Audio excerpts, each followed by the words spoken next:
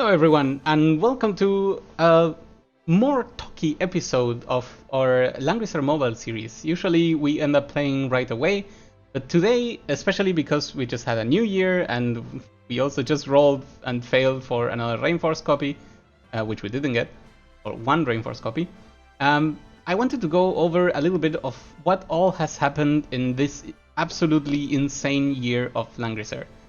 Maybe a little bit for me, a little bit crazier because I've been streaming more and more of this game to the point where I basically get known for streaming Langrisser. This is an absolute madness to me. I'm not used to this, and yet I really enjoy it.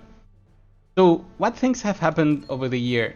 And when I say year, I actually mean 344 days, of course, because the actual release of the game was February 1, basically, or actually January 30. Which means technically we still have a month until the anniversary, so we will see if we get there. Please don't look at me never reaching in World Arena. And I have to say, I was looking already for a tactics game, I was looking for a mobile game, and this game scratched all the right itches that I had. And I've been playing diligently every day farming as much as I could, or as reasonable as I could. Some days less, some days more. I think starting from the Basel event, the first Basel event, I've been completing every single event to its maximum extent, farming everything I could farm, and these things pay off. Somewhere around June, I think somewhere around June, I decided that this game was worth it, and I started putting in some of these VIP commendations. I'm really not used to participating too much in the macrotransaction part of games like this, especially in packs, but the VIP already looked so good, so it was really interesting to see that just a little bit of money could improve your gameplay so much. Eventually we put this over there in the screen, over there, the donations counter, so that people could maybe participate and help me buy one of these packs that I was looking forward to. I strictly remember what Season 1 was like in Apex Arena, where I still did not even have the Runestone pack bought, and my dear viewers, you have helped me obtain that first purchase that was not a VIP pack. I bought the runes, we ruined some of the characters, I think it was Estelle specifically that absolutely needed the runes, and we ended up reaching Langrisser in Season 1. So those things are just so unknown to me, so crazy, that playing Langrisser has really paid off. Now, with that behind me, right, I'm able to see in the future what are we gonna do, what are we gonna try to get, where are we gonna try to land after continuing this push of Langrisser. And the thing is, we got the goal of Season 1 Langrisser, and then I thought, you know what, I'm not gonna be able to stay competitive, and yet here we are. Like, the game has lost some of its players, that's also true. However, the tactics in PvP that I was using, specifically the AoE tactics, have lasted long enough so that I could obtain in Season 2 some extra victories, reach Langrisser again, and then I thought, you know what? I'm not doing that bad. I remember still in the playoffs of Season 1, I fought against Suwon. That was a crazy match, and I was like 20 attack away from having secured a victory, but sadly it did not go my way. And still, I remember looking into one of the Discord channels where Suwon was commenting, like, Bakira almost got me, from now on I'm playing full serious. And I was like, oh yeah, I was almost there. So I got really excited about being able to stay competitive somewhat, even though I'm not a great payer. What name did we put to this VIP payer? I don't know. I've basically never even obtained an Echo of Light, the avatar thing, so not even talking about the skins for characters. So with this amount of investment, which is less than what you would pay for World of Warcraft if you were to pay that game, I've been able to stay extremely competitive, and I'm looking forward to share the messages or the things that made me reach this position, so that others could also be inspired and think that not all is lost if you miss a day, not all is lost if you miss a month. For example, Pepsi user was just telling us that he took a month off. It is all fine, it is all doable, and all you have to do is be very smart about what you do, which I have not. So the cool thing about this video is also going to be please learn from my mistakes. Do not repeat them. Do not roll on rate up banners if you're not ready to take the losses. Do not roll on things that you're not ready to not get and then move on with your life, because it's gonna hit you every single time. I am personally used to having the worst RNG possible, especially in strategy games, so more like during the tactical layer of playing. However, rolling for things is rolling everywhere in your life, right? So when you get used to bad RNG, you learn to plan around, okay, the focus banners that are coming in the future are probably going to be more useful. This is also why I always stock up as many crystals as I can and roll only a little bit, a few tickets out when it's a rate up banner that I really want to. I'm also rolling for the show, which of course no other player is forced to. So don't roll on things that you're not 100% sure that you need. This would be my biggest lesson if I could go to the past. I have a 5-star Sigma that has seen less screen time than, I don't know, Jessica, like, I don't know, Letitia. So I think that one was the one that taught me the lesson, and any other rate-up banner I've rolled in the future of that was strictly for the show purpose.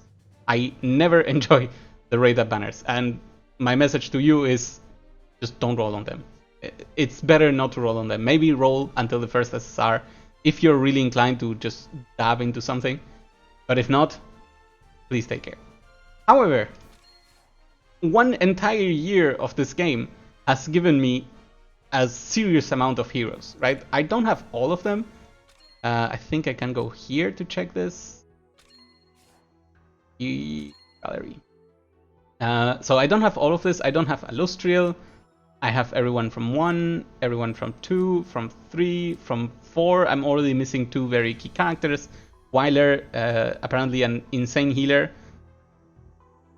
for certain strategies in Apex that I could not go towards. Rachel completely missing, making Landuse insanely sad. And then, okay, Alfred we're gonna get from this event, and Rainforce right there. However, from the crossover gallery, this is what I've been trying really hard.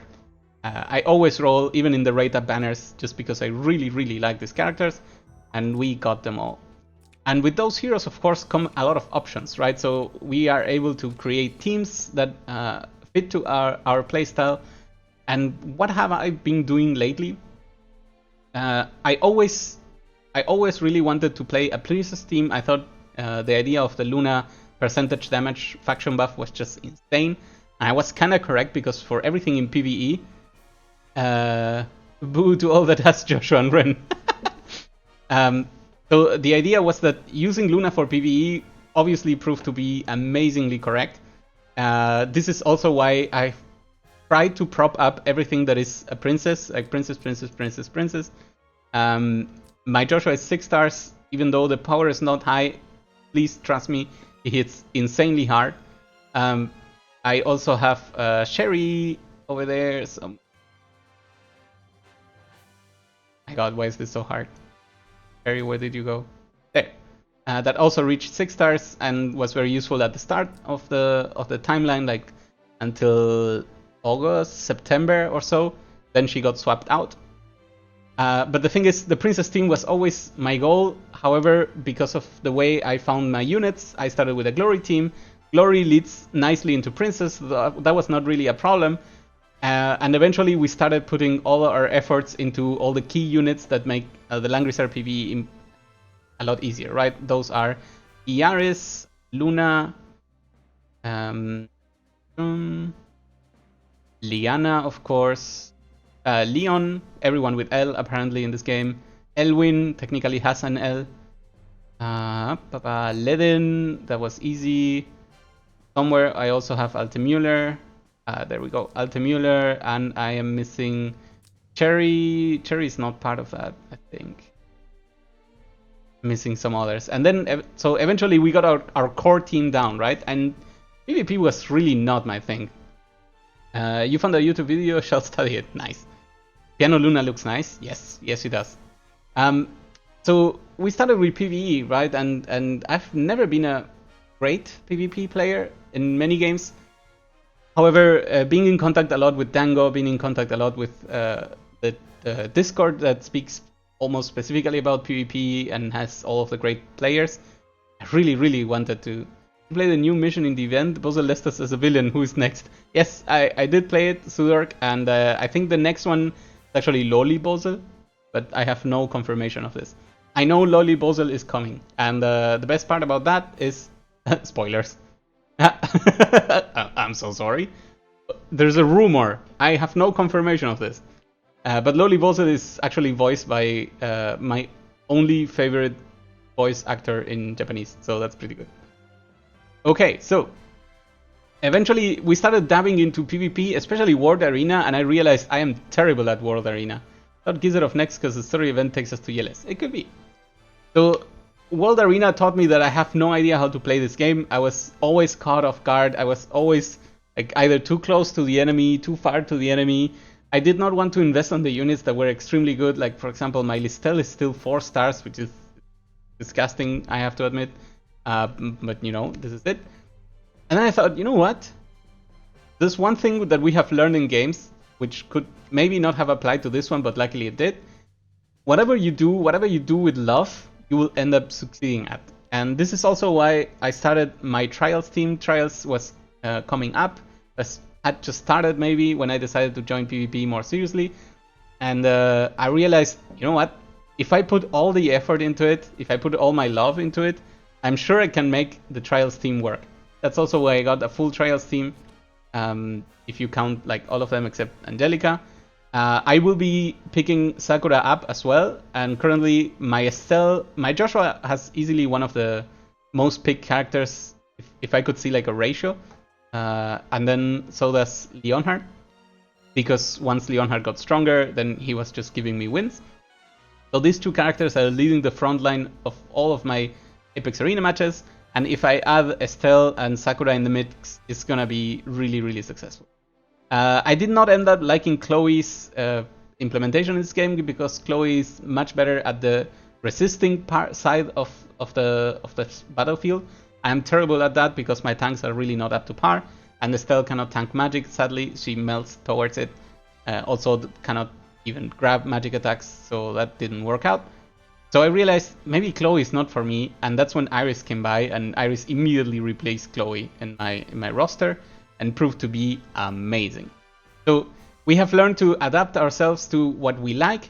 I want to give a message to everyone that even though Tango, just like in Argentina. Even though Sweet Dango puts out tier lists, what he's trying to communicate to the players is that on equal investment, those units excel compared to others. But that does not mean that you are unable to play anything else. So if you're a new player looking to start, or if you're an old player thinking which of the units should I really prop up for PvP, please do whatever you love. I'm pretty sure Keeps with his Origin of Light team is able to destroy anything that comes across if people are not careful.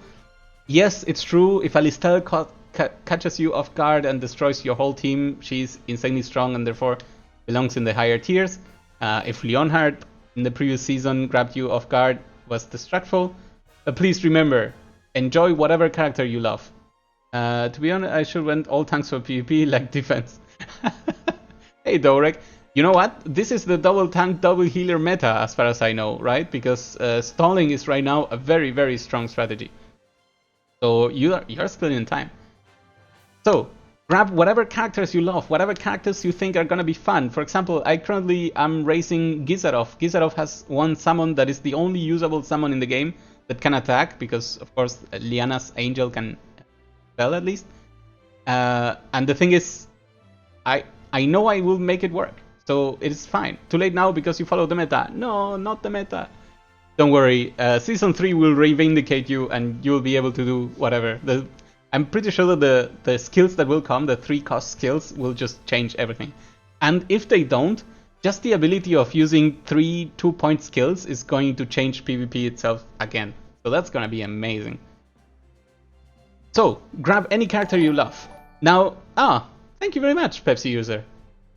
Is there a message? No message. Come on. You can write a message with those donations. You know what? We're gonna write the donation somewhere. Okay, so grab any character you like, prop it up. If you have questions, please ask any of us. Anyone in the strategy team will very gladly help you. The people in the subreddit are mostly friendly, mostly. And even in the main court, you're able to have some conversations without hating everyone. So if you have characters you want to make work, make them work. This is actually my case with my princess team. I wish... You know what? I cannot do it. I wish I could show you how my timeless trial went this week. It's all complete now, so I really cannot click. You like Aaron, teach me how to excel him. That's actually doable. I think people underestimate a lot of things. I grabbed my princess team. Before I go into Aaron, let me finish this sentence. I grab Joshua, Luna, Lana, Landuse, and Liaris, because I wish she had an L in the name. I deploy all 5 of them in any timeless trial. I hit auto, and then 90% of the time I just win. So having put basically as much effort as I could, 6 stars, 6 stars, and please remember, both of them started at 3 stars. 3 stars, 3 stars as well. I never got a dupe for any of them. I just farmed. And if you do the same, I'm pretty sure you can reach the same level as me. Putting on the characters you love, you end up getting the results that you need.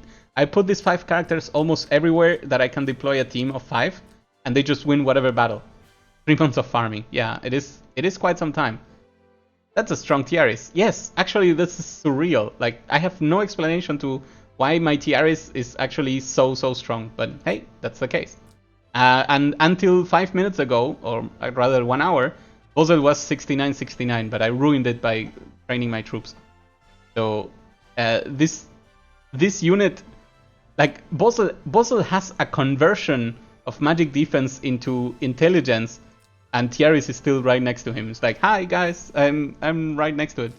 My Tiaris is so strong at this point that I've considered giving her an actual staff, and then pumping her intelligence as much as I could.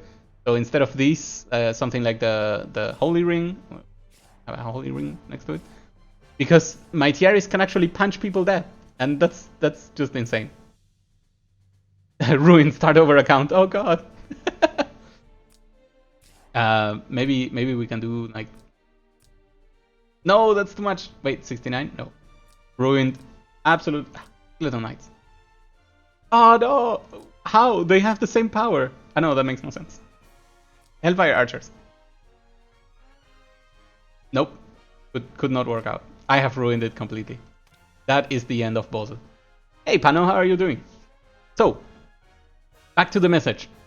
Please, love any character that you think is going to be a lot of fun for you, and you will be able to make it work. This was a stats is 6666. That is very true. I sadly sprung over that one and couldn't see it. If you need to complete certain challenges, look out for the strategies teams that use the teams that you love. For example, Keeps has finished everything with the Origins of Light team. Dango has finished everything with the Yeles team. Everything is really doable in this game. You don't need to follow any guide of which one is the one hero that you need to do things. I have ignored my Leon for the past 7 months, and I barely use him, maybe from time to time, maybe on one challenge that just needs someone to run really fast. You don't need a Leon to make your account work. The reason why Leon was amazing at the start of the game is because compared to everyone else at the start, he's still amazing. Like, his damage is just ridiculous. But it's not like if you don't get a Leon, you cannot play PvE. I have not deployed Leon in 6 months, maybe, more or less, other than the random thing. So, you only use certain units in certain challenges. Yeah. So, with that said, what are actually the units that I'm using, and how many units do I really have ready? You could say that paying the VIP things have helped me jump over what would be easily accessible for anyone that is fully free to play. If you're fully free to play, at the very least I recommend grabbing the clock, because I've seen people quit over the idea of not being able to finish a challenge because it's annoying and clock was not available. So please consider paying €1, $1, whatever it costs in your country. It also helps the game. It also helps Long to make more content, and maybe they can pay enough to get the license for Yu Yu Hakusho eventually. But the thing is, with the little bit of power extra that I got from the VIP things, and only like 6 months of them because I didn't start at the start with VIP, just let's check out what I ended up getting. First up, my Basel got a stupid amount of magic defense accumulated to the point where his power level is reaching 7k. This is also happening because the only Saurius I'm propping above the SSR mats are the last one, Demon Holy Mages. I think they just have way too many good things, so that's why my units plus Basel's power is so high. What did I put on my Basel? Actually, you know what? If there could be a title and a timer, maybe we put this in the video somehow. At 20 minutes, I start talking about my units. There you go. I gave Basel a Mythical Staff. It took me a while to get one because apparently the Mythical Staff has a terrible drop chance. And at the start of the game, I obtained 2 and I merged them together because I was not really smart back then. So, Mythical Staff, what does it do? It makes more AoE damage and it also makes a chance to apply a random debuff. Why is this good? Because Basel doesn't use any of the int increases here. Maybe he can use a blue staff. What was it called? Blue Moon? Yes, maybe he can use a Blue Moon. However, this thing already increases the AoE skill damage percentage-wise. And then in addition, it even gives more debuffs. Bringing Basel to 6 stars is a good idea. So you will not regret at any point having a Basel of 6 stars, I think. However, 5 stars already makes him work extremely well. So, I also thought, you know what, I'm gonna be playing PvP, and if people are gonna punch my Basel, 20% of the time, I want them to regret it. So, I gave him the Baldur's White Robe. It also has 10% magic defense increase, together with some other good things that can be used. And it says so that 20% of the chance you punch someone in counterattack in melee as if you were attacking in range, and that's just a huge amount of damage. Most of the time he trades. If someone is attacking you at low HP, you may even kill them before they even get to kill you, even at melee, even in melee range. So that's insanely cool. And then I thought, you know what? Not only magic defense plus 10, with Odin's Battle Helm, I'm also able to dispel whomever survives my AoE explosions if the AoE kills, of course, a character, or if I grab with the AoE also an enemy summon, right? Because that sometimes happens. You just kill, let's say, the Necromancer, and this counts. So, boom. My Basel is lacking. Your is also 5 stars, 7.4k. What's missing? It's probably enchantments. I don't know. It could be enchantments. And what it could also be, look at this one. I have 0 HP here. If I had HP here, this would be way easier. No HP here. No HP here. Yeah, actually, you know what? It is HP. Yep. So maybe at the end of this video we do that. The rating goes up, the more HP you have, more HP, more rating. Yep. But I don't really care about the rating, it's just how things end up. So anyway, Basel became one of my strongest PvP units, not just because silence is destructive, it's because I gave him double magic defense enchant, and the sheer amount of stats now, together with the percentage increases and together with the enchantments from Ancient Beckoning, just mean that you destroy things, and this makes me really happy. So that's it for Basel. I think I should probably go a little bit faster. I'm gonna mention finally the speed boots. Still one of the best things for Basel, because reaching the right target is way more important than a little bit of more stats. Okay, Tiaris has the standard set given to almost any healer. I would only replace this thing now with a Tenuous Robe. Tenuous Robe here would maybe sometimes allow me to survive some punches that otherwise I couldn't. Maybe. I chose to use Goddess Tier on Tiaris for many reasons. The first one is she's not really good at dispelling otherwise. The second one is I usually use Tiaris for all my PvE encounters, so keeping myself out of silence does not really matter in PvE. In PvP it does, but even because of the silence and because of how Tiaris works, you're still able to participate in battle continuously by dispelling people just for moving close to them and giving them your talent for the heals. So she's not completely disabled with the silence, even though it hurts a billion. Also, I have no more holy rings, so there's also that. Lana. I did manage to find a red moon for Lana. This is the only red moon that ever dropped. I never found an Astaroth. If I had, this will be replaced. her base chest, and everyone else that can afford to get a Soul Stealer headdress will get one. So I've seen this drop multiple times, so I think everyone should have a lot of them, and it's really, really, really good for most mages in most occasions. And I've not been really lucky with my accessories for casters. 90% of the time I get Eye of the Beholder, so you may see this over and over and over. The enchant is Breeze because never had that helmet. Wow, really? Dorek. The thing is, I almost never use Lana with single target spells. As you can see here, she's not even equipping one because AI Lana loves to throw the spell at 3 range instead of doing a good attack. So I've even removed one of them. And I deploy Lana like this, actually. Isn't Tenyo better for Breeze in PvP? Yes, Tenyo is actually better if I had Tenyos. But I don't. So sadly, that is my case. Juggler. Juggler was the thief that stole the weapon from Ledin. Oath of Justice was obviously the weapon that Ledin was using for most of the time, or actually all of the time. And once Juggler came in, I just stole all the gear from Ledin, and he had to let go. Therefore, he was weaponless until last patch, actually. I gave him also one of the new drops. I was actually rolling for the teddy bear, and this is the only SSR drop that I got from that banner. Nice. But again, that's my RNG. It's pretty cool to touch the enemy sorceresses that are attacking you in single target. It's a stick to Juggler. Mainly because it breaks the super power up from sorceresses at 100% HP. So this actually turned out to be very, very, very interesting pick. And the Juggler's Gift, of course. And I have to say, I don't think I can ever go back to playing Juggler with 3 movement. Juggler 3 movement seems extremely clunky, never in the right place. And I ended up running Divine Boots, and they make me really happy. Estelle, oh my god, I adore Estelle. There will be countless tier lists telling me that Estelle sucks, and I don't care. The way I use Estelle is actually very different than what people think when they look at Estelle. To me, Estelle is actually a DPS character. I don't pick Estelle to tank.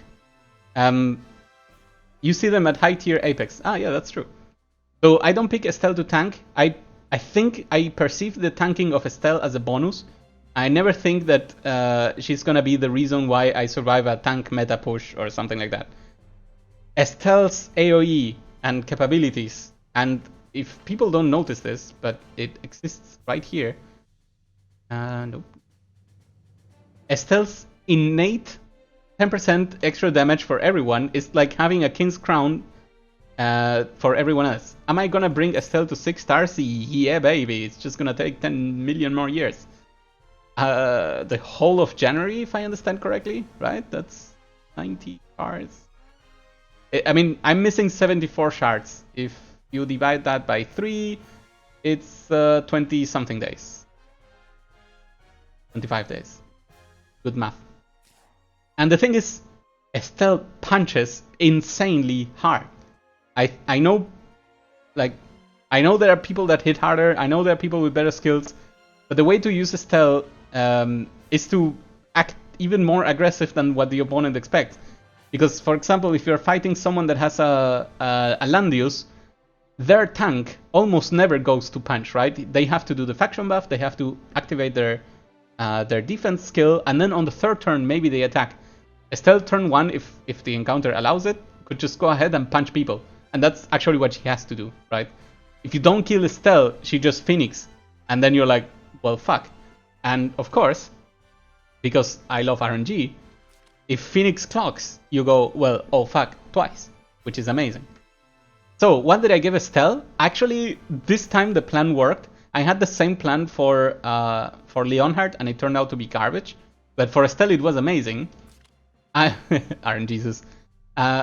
I gave her as much power as I could, and this actually contains the combo, right? So Throne Guardian, just plain up power and HP, and then both pieces of carbon fiber say you're above half health, go ahead and get some defense, right? Defense and magic defense 8. If you're below half health, attack and skill, which people always overlook, attack and skill increases by 8%, 18%, 16% if you count both. If anyone drops your Estelle below half, you're actually happy. It's like, okay, time to Phoenix. I have seen a 13,000 crit AoE Phoenix on Landuse. And Landuse, as cool as he is, he does not like a Lancer's AoE. That's amazing. So this is the reason also why I'm always banning Juggler first instead of Landuse, as many people do, because I really am not afraid of Landuse. Thankfully, thanks to Estelle in part. Winged Shin Guards, a very key thing that actually everyone gets given at level 50 in the account. Increases attack, and when attack increases defense. What more can you ask? Michuzak says, hello Bakira, I adore Estelle so much too. She's amazing in DPS and AoE team. That is very true. I really like it. Pepsi user thinks that's why carbon fiber is also recommended on Bernie. That is correct. I found out that my Bernie is still too weak. I think I maybe have to train him a bit more. Maybe I'll end up including him in stuff. But Bernie was one of my recent pickups, so he's really not ready. Not recent pickup, recent training. So I actually ignored Bernie for too long. But maybe we'll get to him. Here's one of another of my star players. As I mentioned, everyone that is from the trials team except Ren is very valuable to me. I never really got used to Ren, so I did not run her. Actually, I did for like 2 matches and I lost both of them, and then I removed her from my box. Joshua is an amazing unit. To anyone that thinks about picking up Joshua and that still has the opportunity, please do. To everyone that does not have it and thinks of the future, do not be afraid. There will be a rerun of the Trails event, and you'll be able to pick up Joshua again. That's amazing. Extreme Magic Bow. Actually, I was really lucky with this. I have sufficient Extreme Magic Bows to throw around to all my assassins. John Bunga's eye better than King's Crown on him? No, the answer is no, but I don't have any more King's Crown. If you're wondering if King's Crown is good, the answer is always yes. I think there are maybe like 2 people that don't want to use it, and I don't even know who those are. So, Extreme Magic Bow, last rites, has to go on everyone that has medium armor. Medium armor turned out to be super tight.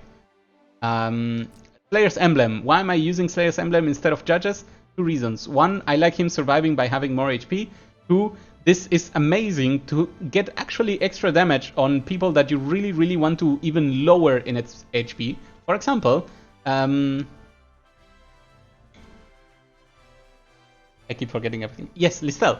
So Listelle has this trick where she doesn't get countered by the right holiness, right? So against her demonness. But I think the extra damage still goes through to the troops.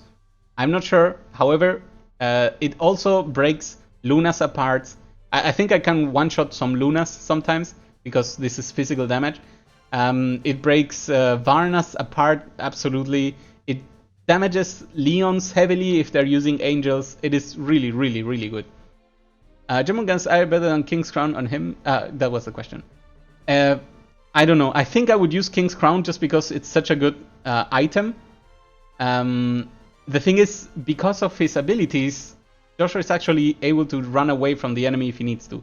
So really, King's Crown is kinda more useful for setup, and the other one is more useful for survival. The thing is, usually you're not fighting with him, so that Jormungandrs would make a difference. Personally, if I were to have unlimited choices, I would always go for King's Crown just because you're able to weave those bonuses way better if you have more King's Crown. Okay, then finally Blazing Sun. There is an optional to this enchant, which is actually one of the attacking enchants, maybe even Breeze. I forgot already. The thing is, of course, with more attack, his talent deals more damage. But I don't think I'm there yet, even though I'm already 6 stars. I know it makes no sense. Because I'm not ready to reroll enchants like this, right? I don't have the resources to find 6%, 15% again. It won't happen. And I even have like really good attack enchants on the other pieces. 4, 3, And forget about this one. 7 could be better, but 13% crit is really good. So Joshua, one of my key players, destroys everything. And the coolest thing about Joshua is he has been literally, that's a lie, 2 times since I started Apex has he been my first ban. And I am 99% sure it's because those people just know me and they know that my Joshua is by far my best attacking unit. I have surprised people. For example, with Dark Demise, at least before the Ancient Beckoning changes, I haven't tested lately. Before that, I've been able to one-shot any mage or healer that was not faction buffed, for example. You must have been streaming. Yes, I was. That is actually correct. So this attack, if you check, actually deals 0.35, which is a little bit more average than others. This one deals 0.3, which is more average. I think I can show maybe 0.3, right? So this Dark Demise 6 range, which is also huge, sometimes being able to ping characters for an insane amount of damage, and if you crit, of course, they're just gonna disappear. And if you have the Princess Faction buff actually triggers before the Dark Initiate fixed damage attack. So it is possible to use the Princess Faction buff from Luna to get that extra bit of damage, to get the final bit, to get the kill. The community isn't that big. I think you are well known. That's really nice of you to say, Pepsi user. Okay, so enough stroking of Joshua. He's an amazing hero. I will refuse to at any point buy this if it ever shows up again. I dislike this skin. I also don't think Joshua deserves to be in the Princess faction, but I will take my gifts wherever they show up, and this is clearly one of the gifts from Zlong to Princess players, Princess faction. Next up, Luna herself. So Luna has insane conditions. Luna is the most straightforward character with literally 3 lines of text in her talent. The text is so short you don't even need to scroll to look at it, and still it's insane. It says, "Hi, get more magic defense for existing." Great. I think this percentage goes to the black number even to make it even more abusive. And then it says any friendly unit within 2 blocks takes 25% less magic damage, 30% at the 6 stars. This is just insane. If you really count what 30% is, any AoE challenging boss or challenge, it gets deleted or ignored by having Luna present. Luna is key figure in 7 million battles where you have to take 10 million AoEs, or where you have to resist attacks, or simply because Basel comes up to her, goes Earthquake, and Luna says, "No, thank you." And that's just insane. The weird thing about Luna is that gearing her up certainly is difficult. If you're using the bow version, Ulf's bow is the best possibility. If you're using the melee version, which I am currently doing, First Lance is easily one of the best. If you can see, it's because when attacking, magic defense increased. You could technically use Blue Star on her, because Blue Star also increases magic defense, so in an emergency, if you don't have Cursed, you could go for that. You can also use Ragnarok, which is insanely strong, but however, if you don't have Cursed Lance, the chances are that you also don't have Ragnarok, or at least a spare Ragnarok. Technically speaking, when using the Flyer Luna, you need to have both Twilight pieces. However, I just never got around to actually creating the other one, because if you see, I have 5 copies. I just have to sit down for 5 minutes and bring it to max level. I obviously have everything needed, just got lazy. I also like this. Oh, that's a lie. I don't like anything. And then Veil of Light, her most sought after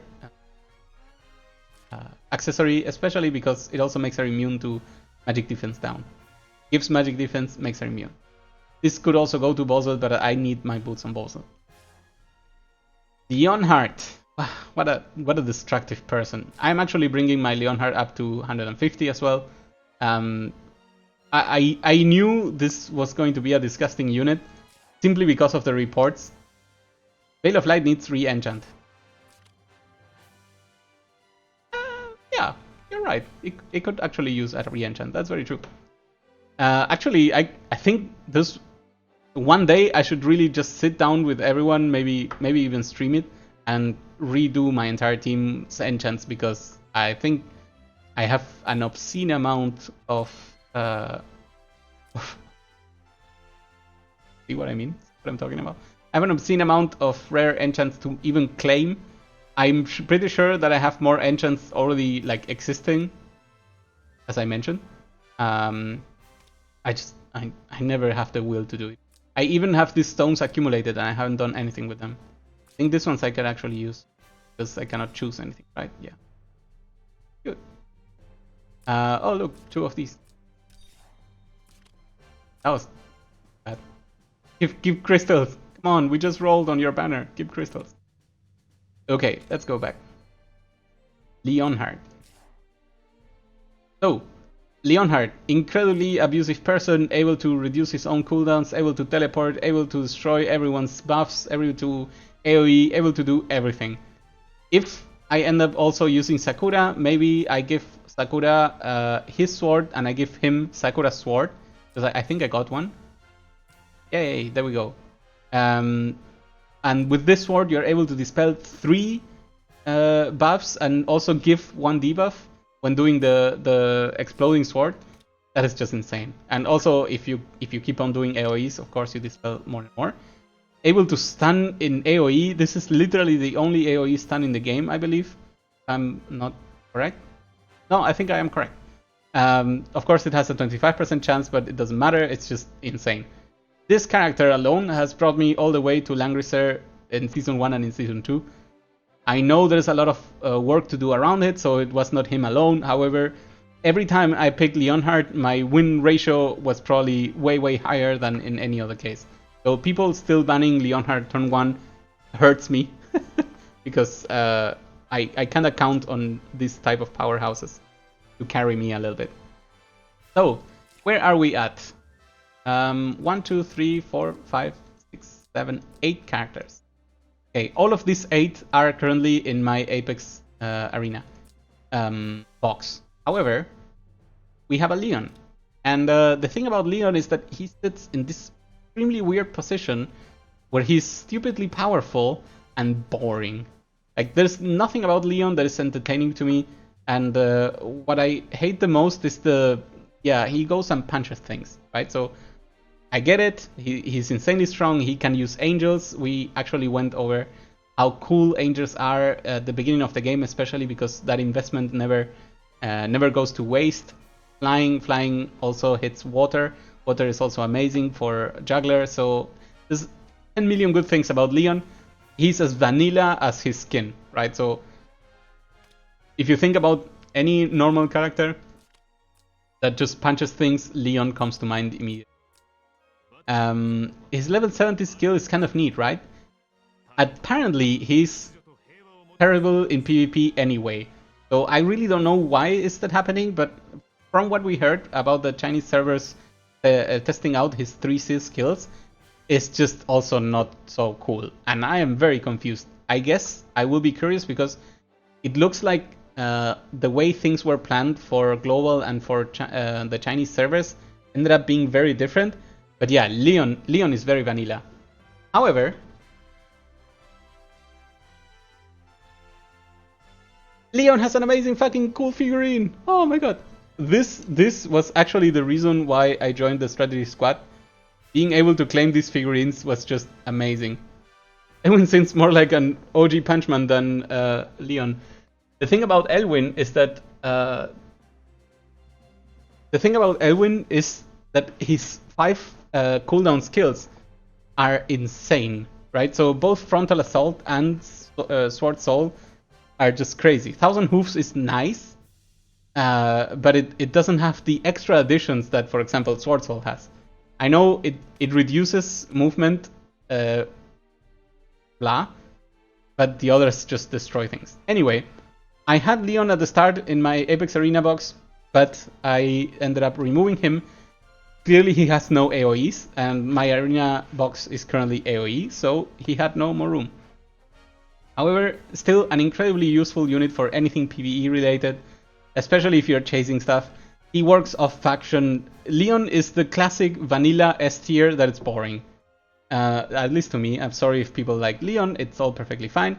The thing about Leon is he works everywhere. There's no reason not to use him. Therefore, you should have it. Therefore, everyone has him. Therefore, he loses interest to me. I am such a special snowflake. Next up, Landuse. He's actually part of my box right now. I am seriously considering removing Landuse. I am not sure if this is a good idea. Landuse still takes a lot of bans from people, sometimes the first ban. And I know that if I remove Landuse, people will be more inclined to banning all my good AoE characters. So I think I have to keep him to... Yes, he is the best tank in PvP. I just don't pick tanks anymore. I'm just a rebel like that. The thing is, every time I am left alone with like a Landuse and, I don't know, Varna, or no, never Varna, Lana, I end up picking Lana. Oh wow, people are catching up on the emote. Everyone, if you're wondering what this is, this emote, okay, just without space, this emote was done by my wife as a thanks to the stream. So please enjoy it if you want. I think it's free for everyone to use. I'm actually not entirely sure. No tanks, Monkas. Yes, actually, many of my Season 2 matches are completely without tanks. And it has gone amazingly well. I'm really happy about it. Is that a bongo cat? Yeah, it is. Still, Landuse is an amazing character, don't get me wrong. The main problem I had, you need to either use channel points or sub. Wow, I'm so confused about this. Oh no, people cannot use it. I really don't know what the new points are. Channel points. Get started. How can I... How... Do I have to activate channel points for everyone? Is this my job? Manage reward, review rewards queue. Highlight my message. Okay, I'm now extra confused. I know that at the bottom left of the chat, there's a button to click on... Everyone needs to do it themselves, I see. There's a button for channel points. Apparently I have infinite channel points of my own. Ha, that actually makes sense. Ah, nice! Shoki, congratulations. That's really cool. Okay, so, back to Landuse. No, Landuse.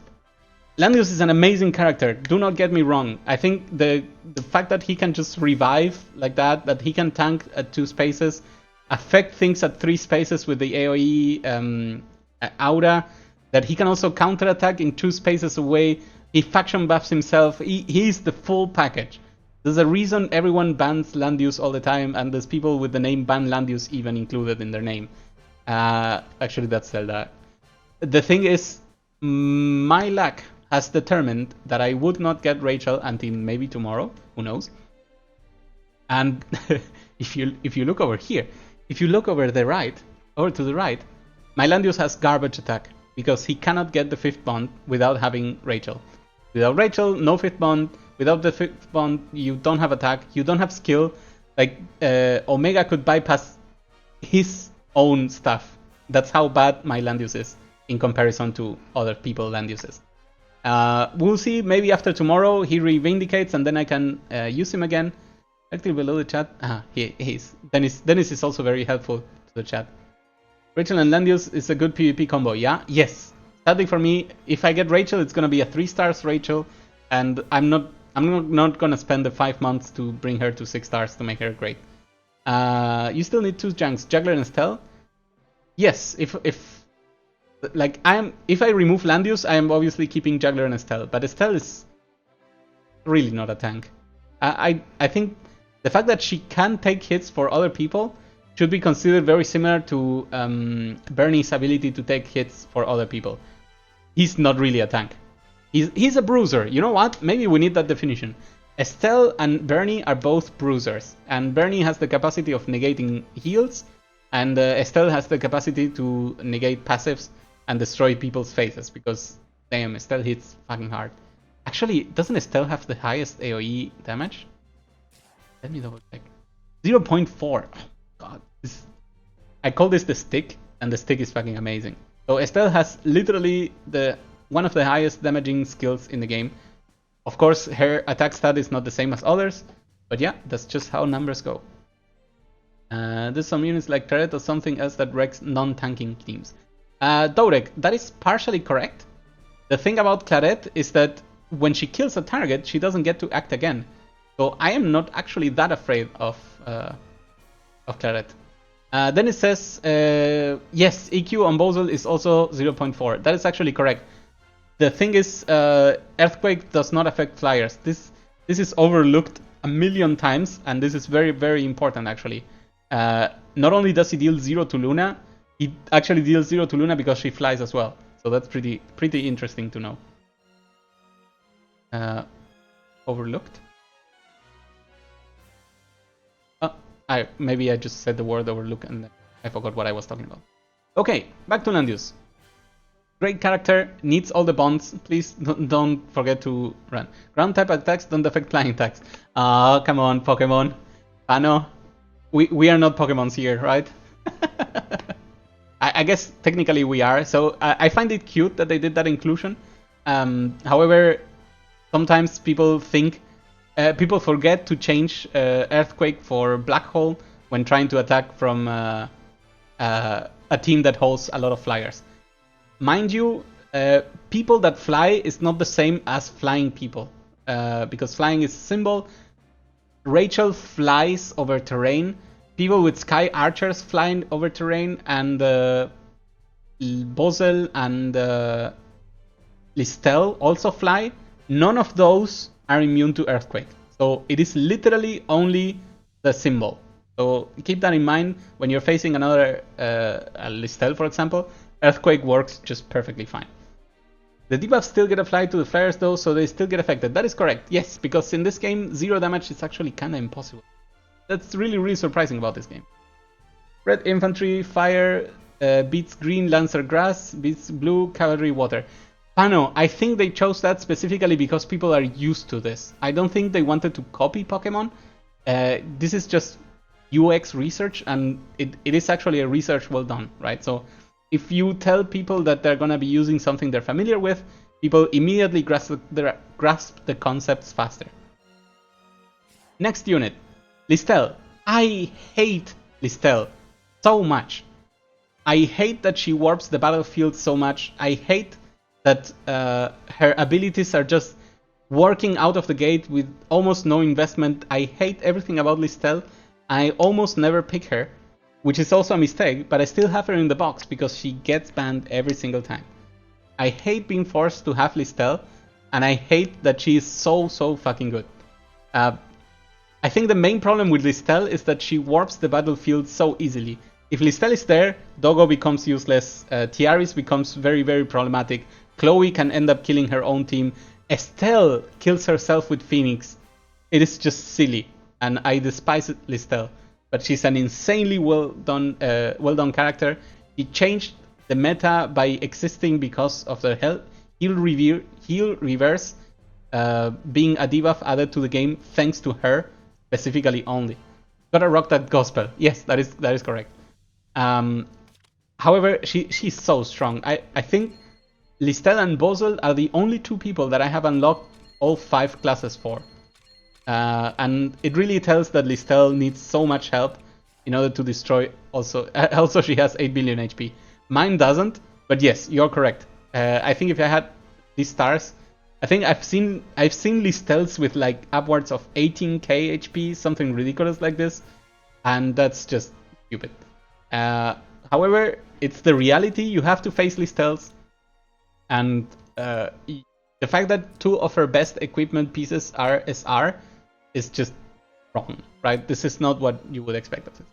I know that there are people who use Estelle as a tank, which is also insane. Fully equipped with SSR, of course, using magic defense rather than HP, and those Estelles also don't die. They just refuse to die, especially with this talent of like, hi, I acted, let me heal 30% of my max HP. Also, because of this, my bats suddenly revived, and because I attacked, now I'm back to full health. Disgusting. She can be used at 3 stars, that is correct. Yeah. Is Estelle at 4 stars good? Do you need stars to she can be used at 3 stars. Dodek is absolutely correct. This is also why I hate this character. Like everyone else, you have to invest into, put love into, just get the best things for, and Estelle is like, yeah, just slap some stuff. This ability scales just with HP, and this ability does not even scale. Actually, it scales with the power of the opponent. How insane is this? Estelle, needed character. I don't like it. Just get it. Iris. Oh my god. Iris is so fucking amazing. SR characters that make it to Apex Arena boxes have to excel well beyond anything. It's just so crazy that Iris is capable of doing the crazy things that she does.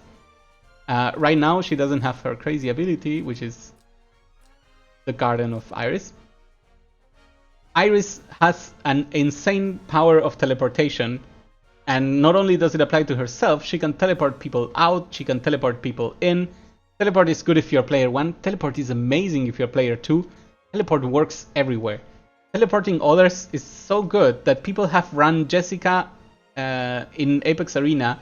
Jessica would summon, heal, and teleport because being able to teleport people around is crazy. And Iris is even crazier because her teleport comes with a miracle included for the person and flying capabilities. How insane is this? I think Iris is just an amazing character. The only way to get her is by participating in the event of the Sakura team. And if you didn't get it, or if Sakura is coming in the future for you, please get Iris because her existence is just amazing. She has something very similar to a mix between a Liana and Tiaris thing. Terrain ignoring, not flying. Yes, I know. I really didn't want to say flying, but it's the easier way to say you can go almost everywhere except sky. I think sky and pillar are the two things you're not allowed to go. And city wall you can go. And wall. Sky, pillar, and wall. Those are the things you cannot do. Still, it's just really, really insane. And then she also gets to teleport herself and apply like the Liana version of a talent. We're going to correct everything you say today.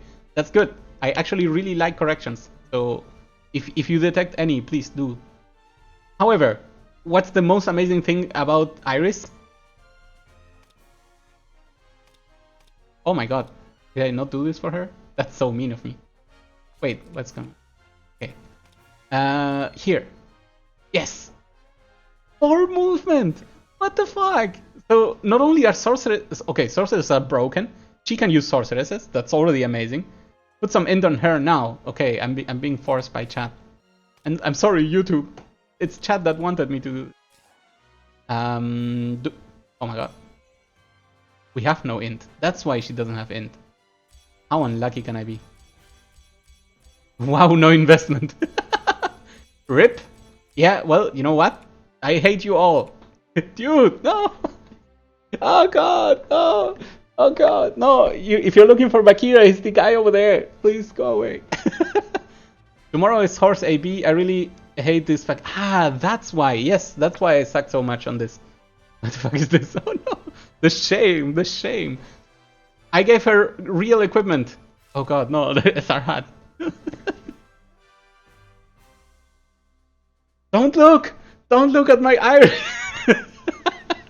Okay, back to serious mode. Iris is an amazing character and she needs absolutely nothing to be amazing. Really. Iris works on every scenario where you need to move people around. Iris works if the enemy makes a perfect move that puts you in danger and then you rescue someone. Iris works if you have jumped ahead with every single other person of your team and your healer usually gets left behind. Iris works if you have difficult terrain in front of you and you actually need to jump over it so that you can heal back your team. Iris works if you need to move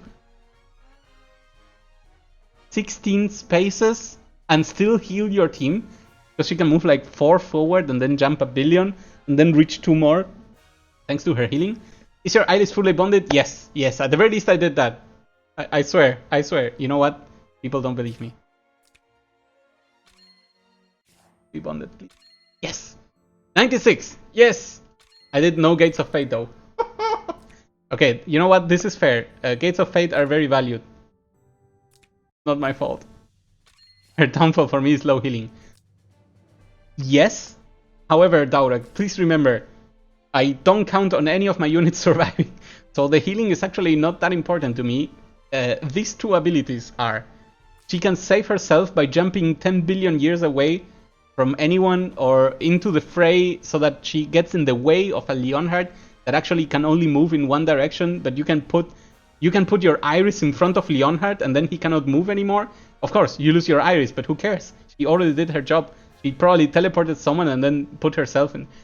It's amazing. So Iris is an extremely versatile unit. I've seen people banning Iris and Liana at the same point. So her power level is just so ridiculous that it can allow you to do crazy things. You are player 1, you first pick Estelle, you second pick Iris, if people didn't ban Iris. And then it means that at any point, the enemy is thinking like, well, if Estelle gets teleported forward, all my team explodes. Like the only way to counter Iris Estelle is to have Great Dragon Barrier up all the time, at all time, all day, by, I don't know, by some magic. That is insane. Like the capabilities of Iris is not to do things on herself, is to multiply the power and the danger that your team represents. You place like a Zerida somewhere and you teleport forward for the next turn and then she's in reach of everyone. You place Leonhard 10 steps forward on turn 1 before he does his teleport thing, and then he can already go off with his things, because this also at the same time gives 20% increased damage. That's so ridiculous. I love Iris. One of the best pickups that I've done for my Apex team. What did I give her? A basic suit. I am a terrible person. I apologize to everyone. You know what? Maybe... I think she kinda deserves a Tenio. So I will, I promise, chat, I promise now. You love his pyramid. Okay, that's sounding pretty bad. I should not go there. I will give her the Yggdrasil and the Tenios. If I had a Tenios Blessing thing on my own, I would, but I don't. So I think this will be it for me. She's not gonna kill anyone. The silence could be a good idea too. So maybe this is an interesting thing. And then of course she has a normal healing stuff and a normal don't silence me ring.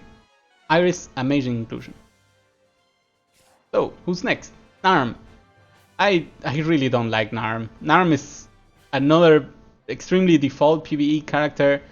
Apparently we now need Narm to be able to succeed in 2 of the, or at least in 2 of the Ancient Beckonings. The only reason I brought up Narm is because of this. She doesn't do anything special other than punch people and go back. And the fact that she can use Last Rites helps a lot, because otherwise die. Narm is pretty much only for Hughie and Mooning. That is correct, yes. I don't really like her. I had to do it, therefore there she is. Liana. Liana was actually my first SSR healer for a long time because Tiaris refused to show up for me. Again, RNG. Liana is amazing at what she does. She gives a billion healing.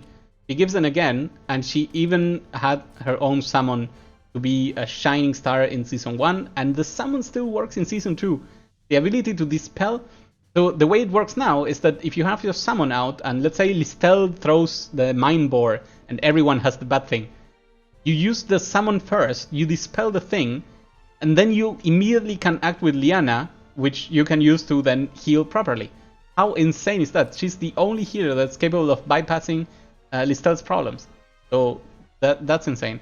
It even works perfectly well against Sakura, for example. You have a Sakura in the enemy team, you put your Angel way back, you get the super ultimate, your healing is now attacking, and then the Angel dispels and you're able to heal again. How crazy is this? Liana, one of the most key characters, never accumulates a good amount of power. This is mainly because her soldiers are the Shrine Maidens. They are really not good at attacking, but they're really good at making you survive. So it reduces the damage the hero takes, physical damage your hero takes, if they were at max HP. So as long as you can keep her, it's amazing. If I have any fixed damage immunity, it could probably go on Liana perfectly fine. What's it called? The Swordsmith badge. I actually did roll for the Bracer's emblem and I got 0 because never lucky. And I never got Swordsmith emblem as a drop, so never lucky again. This character would absolutely love it. Why do I have an Olver staff? Because I was young and inexperienced, and I forgot that actually Goddess is the Goddess left hand is way better than any of the other healing staffs. So when I accumulate enough duplicates, I will just replace this one as well. and we'll all be happy. I guess she could also use Tenyo, so that's another change I could do. Next up, Chris. Such a weird character.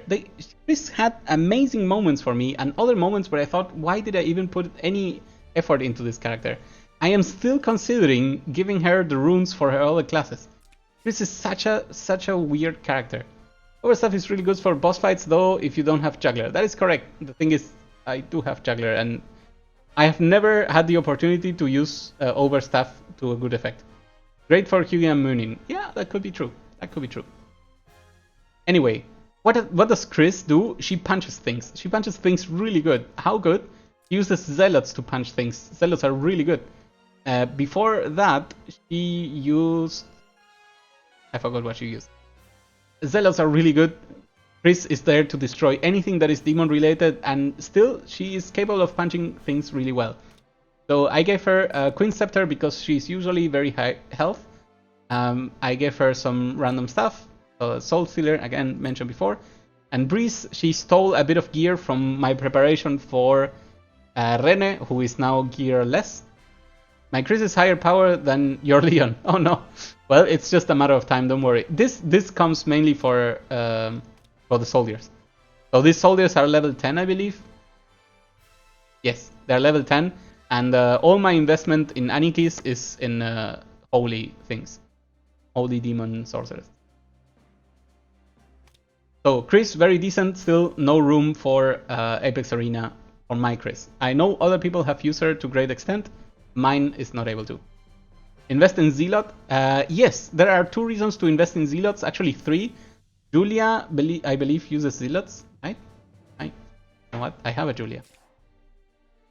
Zealots are really good, yeah. Yes, I know. Julia, where is my... I have a token Julia. Here we go. Zealot. There we go. So Julia can use this. And you know who else can use Zealots? Sakura. And you know what's amazing about using Zealots with Sakura? The new technology in the Julia, Sakura, even Estelle. Yeah, it's true. Estelle can also use it. I should consider that. The new holy technology is if you're playing with mixed units, so for example sword and holy, your holy units deal more damage, and that's actually pretty fucking crazy for punches like this. You know what? I'm gonna put the Zealots on Estelle. Oh, her power went down. That's sad. It's because these people have a ridiculous amount of HP. Doesn't matter. This is... No, you know what? It's gonna stay like this until I need it. So yeah, Zealots are pretty good. Let's go back to where we were. Chris. Who comes after Chris? Well, it's actually my Zerida. My Zerida is in such a weird space. Zerida is an amazing threat to everyone at any point, but my Zerida is 5 stars. So it's optimal to keep Julia as infantry then? No, it's not optimal. She is actually stronger as holy. So that even with that loss, you still want her in holy, I think. I'm 99% sure. I really cannot confirm, but 99% sure. I forgot actually why it's better. I guess you don't want someone... No, you know what? I don't know. I think you will have to ask Dango for this. I'm really not a Julia user. I have never deployed her at all, other than necessary fights. 5-star is RIP, but good for bait. That is correct. And this is the reason why I haven't removed her yet, because, for example, if I first pick Joshua, people immediately ban Zerida, which makes a lot of sense, right? Joshua with Zerida buff, insane. Also frees the space so that he doesn't have to buff himself. But the thing is, when I am forced to pick my own Zerida, I really never perform good. I am terrible at using the combo correctly. I know, the skills should be different. And because I am 5 stars, I can never threaten anyone else's Zerida like they do to me, right? So I move to a certain position, they move 1 tile away from my danger zone, and then I am in their danger zone. So my 5-star Zerida is one of the candidates for replacement when I have other units ready. However, at 5 stars, she's still very, very good. So she does not become my win condition, but she's there to make sure that someone gets punched, and I think that's amazing. Poor Zerida. Yeah, poor Zerida indeed. Lanford, what can I say? I picked up Lanford a month ago. I brought him to 4 stars because I know he's going to be useful in some ancient beckoning battles. I'm even halfway with finishing his gear. I'm not even done. And I still don't understand why I never went deep into Lanford because his talent is just ridiculous. At 6 stars, I think he gives 15% to everyone. 15% of all stats. That's just ridiculous. It doesn't stack with command. Who even uses command? I guess, you know what? You actually do use a lot of command in Ancient Beckoning, that's true. But the fact that you can just have him and he helps everyone with all stats at all times and with a range of 3 because of his unique equipment, Lanford is crazy. I think he's a sleeper for me for PvE. I think I will try to make him work. He actually mostly inherited gear from everyone else. That's why he doesn't have like a Frost Rend, which is good for him for whatever reason and stuff. But I think I did put the 2 runes on him. Yes. And also he's a backup strategy team buffer. So that's pretty good. And I believe, did he not get a new unit? Steelwing Warrior, yes. I have heard that this is actually his best unit. And I am going to unlock him. What? We can check right now. What do we need? 1 level in this? Ha! We cannot pay it. That makes sense. So, he's still not in my... He will never be in my Apex Arena box. First rank plus 2 range attack, I think. Yes. And he can back off. Yes, that makes sense. Elwyn comes next. Elwyn is another extremely vanilla character. He's Leon on the ground, right? So he just walks forward to people and then punches them for 1,000,000 damage. He's not even fully geared right now. Sword Soul is absolutely ridiculous. Dispel 5 buffs. What are you? I was gonna say the reverse of... Oh my god, I cannot speak anymore. The reverse of Chloe, who dispels 5 debuffs, but in this case dispels 5 buffs. So your faction buff plus something gone. Then you also cannot heal for 2 turns, and even if you make someone immune to healing debuff, it may get dispelled from this. It's so ridiculous. So yes, the fact that Elwyn can just move forward and punch people to death, or sentence people to death because they will be at minus 20 million damage and then no healing, is just crazy. However, I never brought him to 6 stars. This is a little bit of a gamble from me. I was able to clear all the content that needed Elwyn specifically, like for example the Lightning Dragon 70. I remember leaving him alone. I have a screenshot somewhere where Elwyn is fighting the Lightning Dragon alone, and Estelle is throwing the Skane staff 5 tiles away, which is outside of the range of the dragon, every 3 turns. That was really fucking hilarious. It actually helped me kill, because that dragon died for me the first time on the counter attack of turn 15. So without Estelle, I would not have gotten it.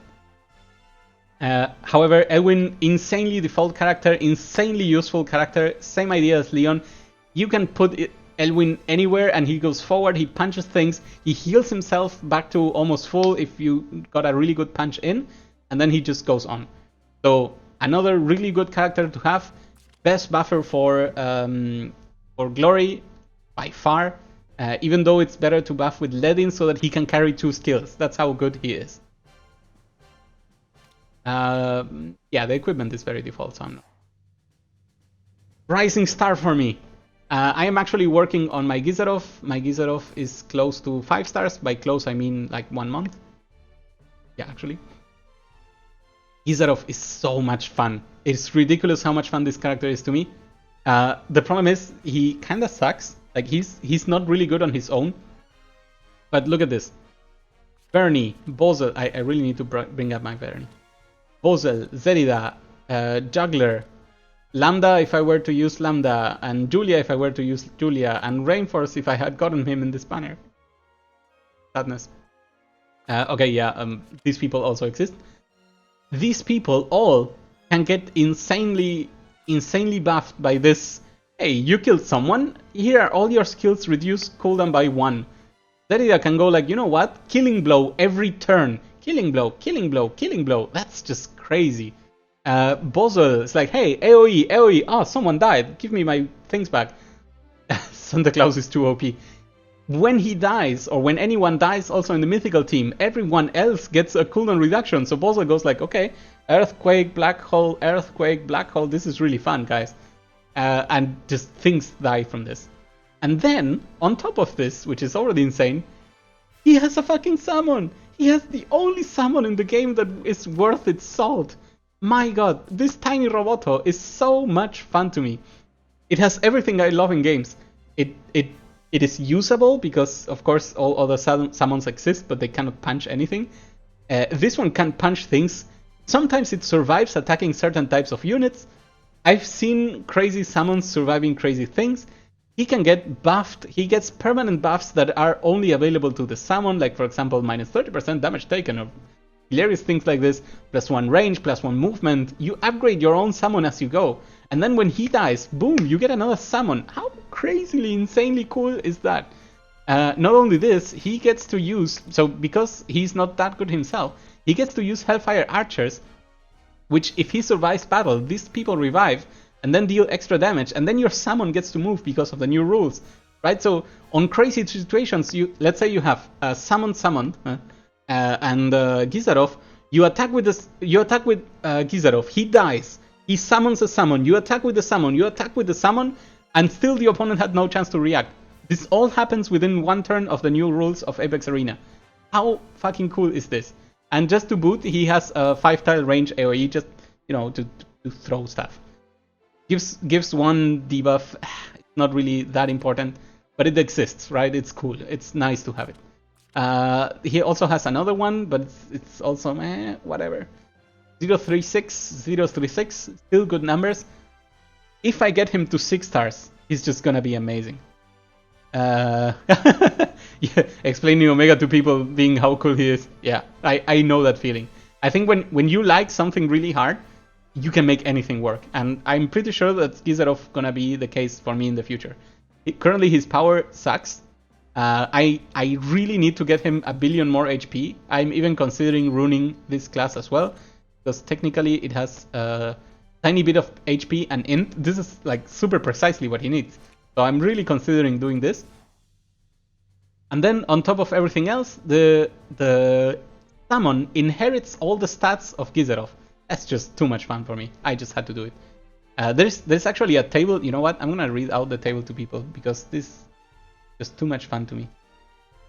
The table is this. No, that's this one. That is correct. And at 6 stars, Gizarov. Wow, the entry for Gizarov is bigger than any other hero just because of this. These are some of the stuff that the summon can get. By the way, his HP increase is 20% at 6 stars. The heal. Okay, I kind of have to read everything over. Okay, so here are the things he can get. Unit range +1, so range attack on the summon. Mobility +1. After taking action, restoring 20% of your HP. Damage dealt +20%, damage taken -20%. These are permanent buffs, by the way. When entering battle, deal 1 random debuff to the enemy, so Lana style. Then, it can get better. It increases the mobility to +2. It increases the healing to 40%. Increases the damage dealt and taken to 40%. So at 6 stars, you just take half damage almost. You can also get, after dealing damage, deal AoE damage to everyone. And then he can also get, when you die, deal AoE damage and dispel 2 buffs. How crazy is all of this? That's just insane. So the summons become a force to reckon at 6 stars. And if you ignore it, you're gonna get punished. And I love it. I love things like this. They're just so entertaining to me.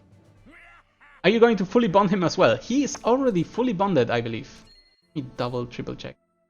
Gizarov, 96%. That is indeed correct. Fully bonded Gizarov. The thing is that 4 stars really makes a difference, right? I'm running to 6 stars as fast as I can. I rolled for him in his rate up banner, and that was another mistake because after 100 rolls, I got a Leon. That made me so sad. I really had to stop rolling for rate up banners right then because I knew this is just garbage. I did not even get a Weiler, or I don't know who was with him in the banner. I think it was Weiler. Gizerov, amazing unit. I'm having a billion fun with it. Next up, another weird person. I should probably change this. Skeleton, correct? Yeah, because at least these are unholy. I don't know. Maybe that's already better. But I really like this one. I don't know. Who cares? Bernie. Bernie is an amazing, amazing unit. The problem I have with Bernie is that you need to be really smart to use him, and I suck at that. Bernie's positioning is insanely important, and him not having real boots, Apex boots, also make me extremely sad. But Bernie is capable of so crazy things. Like if you melee attack someone while having Rapture and this equipment, that's fixed damage, that's fixed damage, that's fixed damage, that's a billion damage. If you're using also these soldiers, that's more fixed damage. Maybe that's the reason I was having them equipped. That's like, what, 4 instances of fixed damage? And that's only because I don't have the Thunder God Talisman of Doom. What is it called? Thor's Amulet, maybe? That's also fixed damage again? That's just crazy. And then again, if you don't want to do that, you just sword dance everyone and you destroy things.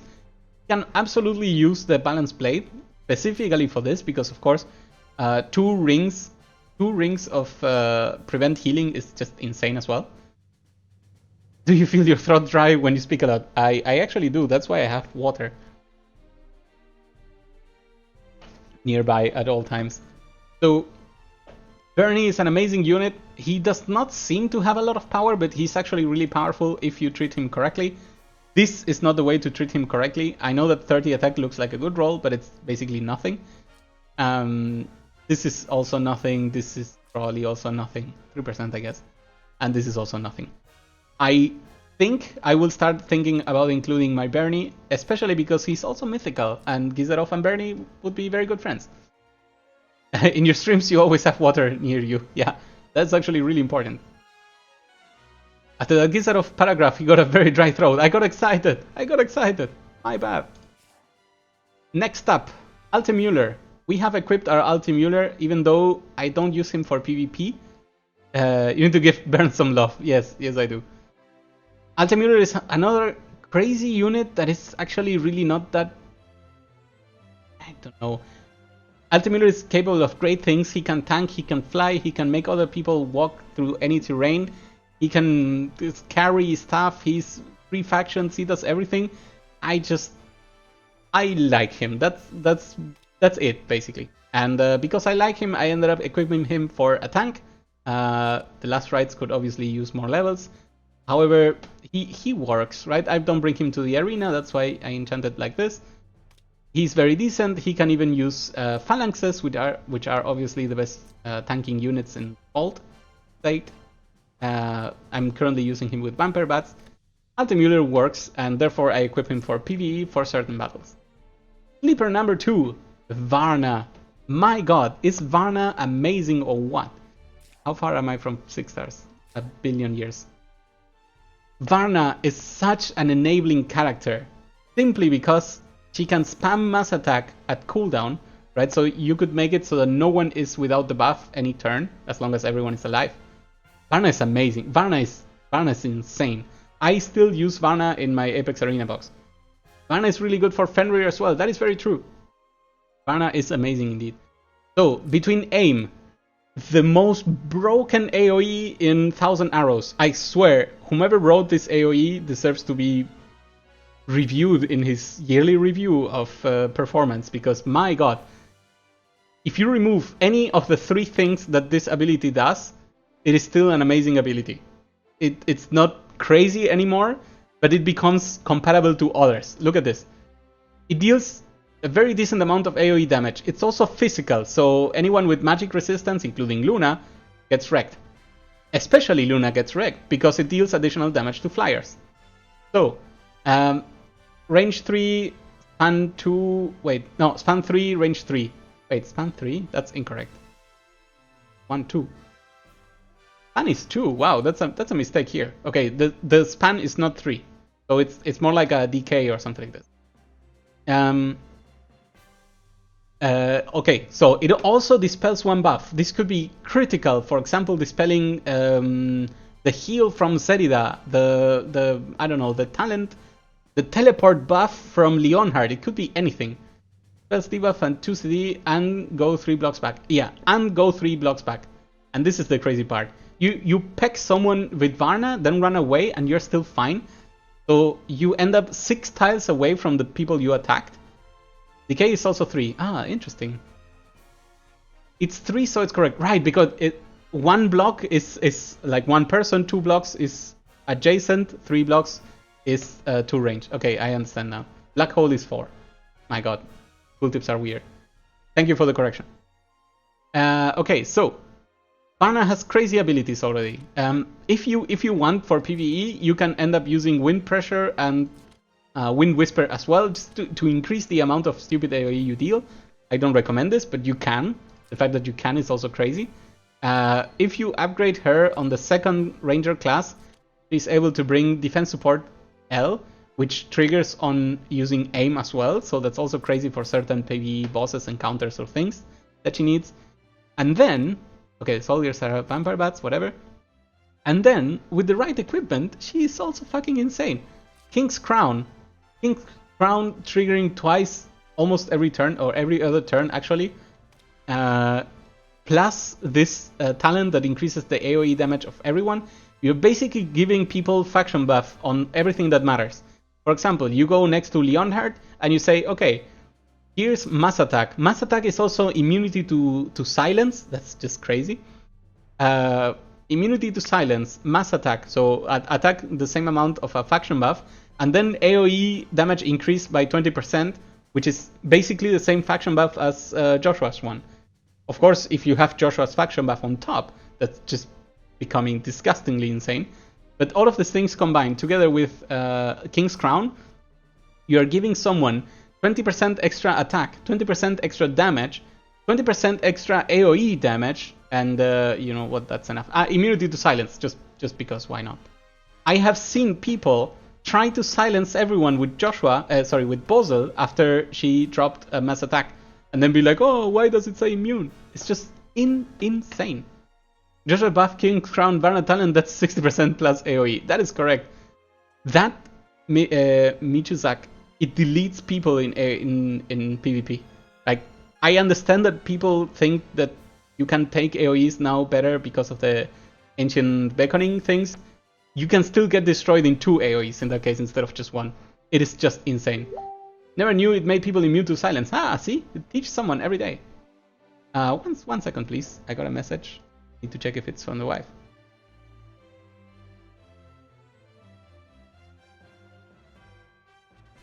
We shall check later. So yes, it actually gives immunity to silence. Well, did stupid stuff with Cherry Pegasus and Silver Wolf Sword. My case, I can still show it. My case, I think I have you...